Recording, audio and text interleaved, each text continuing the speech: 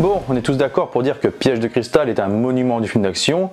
Je me disais même jusqu'il y a peu de temps que je le considérais comme le plus grand film d'action de l'histoire du cinéma. Le film de John McTiernan, réalisé en 1988, a rencontré un énorme succès lors de sa sortie, et ce succès est totalement justifié. McTiernan a renouvelé le genre en plaçant dans la peau du héros principal un personnage lambda, victime d'une grosse malchance, en se trouvant au mauvais endroit au mauvais moment, et qui deviendra malgré lui le seul espoir d'un groupe d'otages de se voir libéré de main de ravisseurs très méchants. Ce qui en fait la force, c'est bien évidemment l'interprétation de Bruce Willis, qui donne au personnage de John McClane un côté très cool et haut en couleur, auquel on s'attache rapidement grâce à son caractère au bougon, qui s'en prend plein la gueule, mais qui reste malgré tout sur pied et qui donne du fil à retordre aux ravisseurs, tout en se foutant de leur gueule avec des punchlines bien placées. Ce qui a rendu ce film culte, c'est aussi bien évidemment la réalisation de John McTiernan, qui filmait des scènes d'action explosives et ahurissantes pour l'époque, qui ont laissé des traces indélébiles dans l'imaginaire collectif, tout en réussissant à maintenir un suspense tout le long de son métrage. Piège de cristal constitue le pilier de la saga Die Hard, le pilier de la plus grande saga de films d'action selon moi,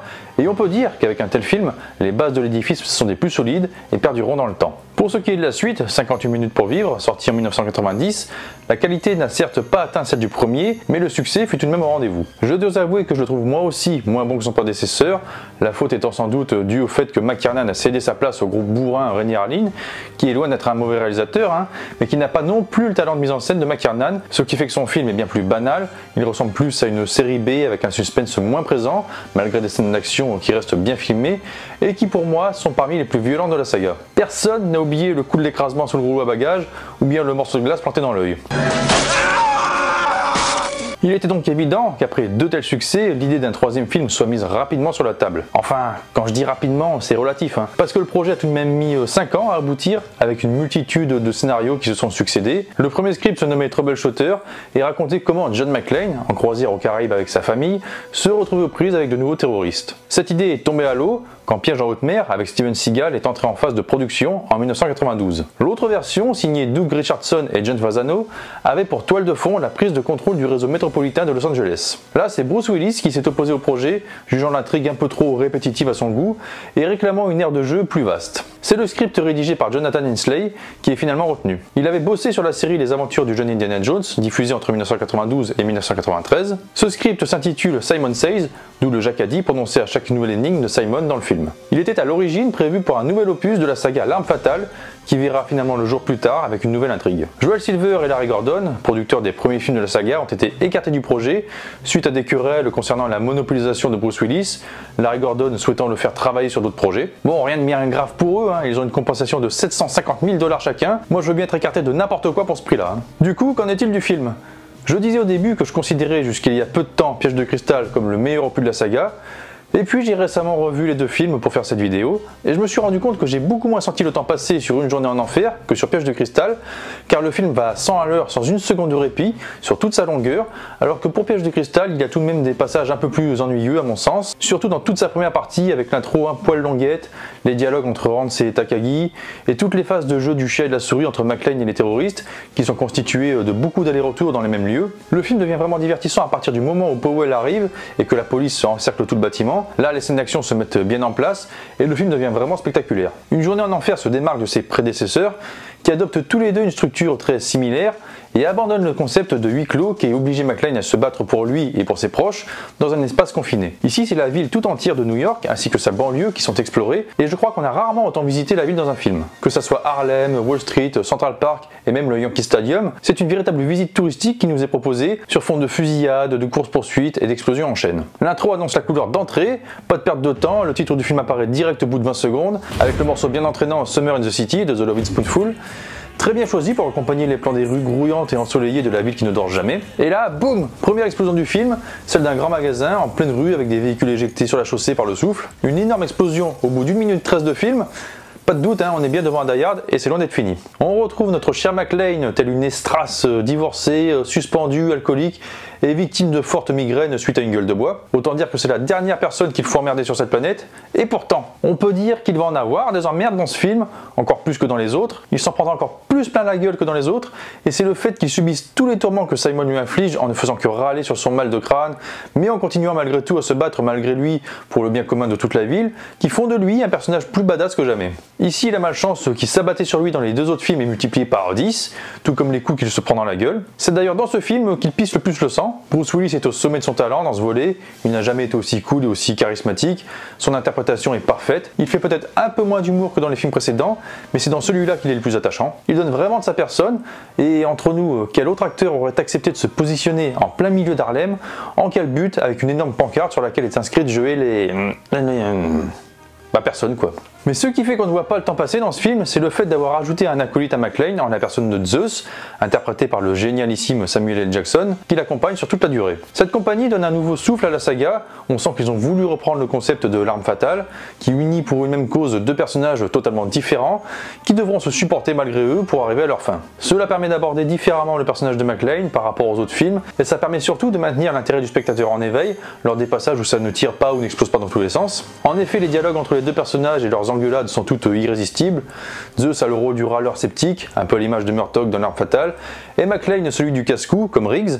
Et c'est jouissif d'entendre par exemple Zeus se gueuler sur McClane pour lui dire d'arrêter de foncer sur les gens avec sa bagnole en plein Central Park. Il est aussi très intéressant de voir le lien d'amitié qui se tisse peu à peu entre eux, pour finalement devenir de vrais potes, unis contre un même ennemi, malgré les tensions qui régnaient entre eux au début. Parce qu'en effet, Zeus a à la base un gros préjugé sur les blancs. Bah oui, le racisme anti-blanc ça existe, hein, la preuve avec ce film, et il considère que les problèmes de McClane et de la police en général sont des problèmes de blancs qui ne le concernent en rien. Sauf que ses neveux se retrouvent eux aussi impliqués avec une bombe placée dans leur école. Chacun des deux protagonistes apporte à l'autre et apprend à faire confiance petit à petit. McClane, obligé de manipuler Zeus au début de l'intrigue afin de lui faire rejoindre cette embardée, fait ensuite preuve d'une franchise à toute épreuve envers lui. Finalement, l'association de ces deux caractères diamétralement opposés renforce la profondeur du personnage de John McClane, qui avait quelque peu perdu sa superbe dans 58 minutes pour vivre, en devenant presque un héros lambda de film d'action. Dans les grandes lignes, le scénario se rapproche tout de même beaucoup de celui de Piège de cristal, en donnant à McClane un unique antagoniste, Simon Gruber, meneur d'une bande de méchants pas gentils, peu apte à bavarder, mais très apte à tuer. Il s'inscrit d'ailleurs dans la continuité directe, Simon étant le frère de Hans Gruber, et faisant passer ses actes pour une vengeance personnelle, sauf qu'il est un peu plus subtil que ça, le petit saligo. Jeremy Irons est très bon dans le rôle de ce gros vilain, je ne dirais pas qu'il est meilleur qu'Alan Rickman, parce qu'Alan Rickman c'était la méga classe quand même. Après, le film pourrait très bien se dérouler avec un méchant n'ayant aucune appartenance familiale avec celui du premier, le scénario ne basant finalement rien là-dessus, le film pourrait d'ailleurs sortir de manière tout à fait indépendante des autres, il n'y a pas besoin de les avoir vus pour comprendre l'intrigue. Mais ça permet de créer une cohésion sympathique dans la trilogie. Pour la première fois, la femme de McClane est complètement écartée, l'actrice Bonnie Bedelia ayant refusé de jouer dans le film. Bon, c'est pas plus mal, elle commence à nous faire chier celle-là. Et la saga ne serait pas devenue celle de John McClane, mais celle du couple McClane s'il avait été encore là. Pour la réalisation, McTiernan tape encore plus fort que Piège de cristal et prouve tout son talent pour orchestrer les scènes d'action, qui sont ici encore plus complexes car elles se déroulent dans l'environnement ouvert de la ville de New York, ce qui demande une grande coordination. Il parvient en même temps à retranscrire la tension, grâce notamment aux appels téléphoniques de Simon où nous entendons sa voix à travers le combiné sans le voir, concept qui sera repris dans de nombreux films par la suite, comme Phone Game, le réalisateur n'oubliant pas de mettre une pincée de claustrophobie empruntée au premier film, notamment à la scène de l'ascenseur. Cette scène est juste géniale, avec McClane qui se retrouve encerclé par 3 armoires à glace, mais qui arrive malgré tout à s'extirper non sans prendre une douche d'hémoglobine. C'est d'ailleurs à ce moment-là qu'il tue pour la première fois dans le film, au bout d'1h10, c'est-à-dire plus de la moitié du film, le périple ayant précédé ce moment étant uniquement constitué de courses contre la montre à travers la ville, pour résoudre les énigmes de Simon et désamorcer des bombes. Bien que les scènes d'action soient toutes dantesques, je pense notamment à l'explosion du métro et la fuite de McClane en camion dans un tunnel poursuivi par des trombes d'eau, elles n'en gardent pas moins un côté réaliste, élément qui a été balayé d'un revers de main dans les deux suites minables que sont les 4e et 5e films. Là, McClane ne tient pas en équilibre sur un avion en chasse en train de se cracher avant de tomber de 20 mètres de haut dans un pont qui s'effondre, où il ne balance pas de voiture sur un hélicoptère pour l'exploser. L'action garde tout de même une certaine cohérence, ancrée dans le réel, tout en restant des plus spectaculaires, et surtout faite avec des effets spéciaux à l'ancienne, et non pas des CGI dégueulasses, incrustés derrière des acteurs, placés devant des fonds verts de l'opette. Le compositeur Michael Kamen reprend ici la bande originale, il incorpore à nouveau à son travail des extraits de pièces composées par des grands virtuoses tels que Beethoven et Wagner, mais aussi du morceau patriotique When Johnny Comes Marching Home, hérité de la guerre de sécession. Bordel, j'adore ce morceau, mais j'ai une petite préférence pour la version de Dropkick Murphys.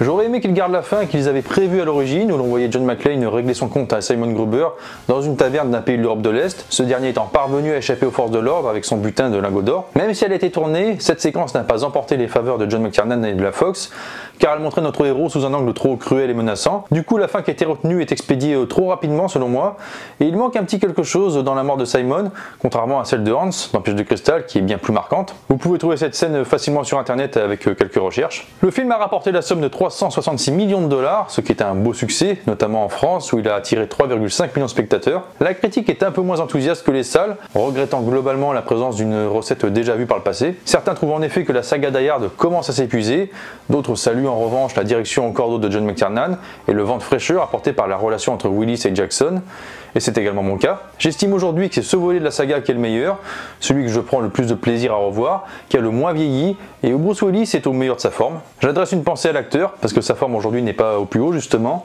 en espérant le revoir un jour dans un film digne de ce nom. Il paraît que Tarantino tient à lui offrir un dernier rôle, on va bien voir, et on croise les doigts pour lui. Voilà pour cette critique d'une journée en enfer, dites-moi vos avis en commentaire, likez, partagez, et moi je vous dis à très bientôt pour de nouvelles vidéos. Salut à tous!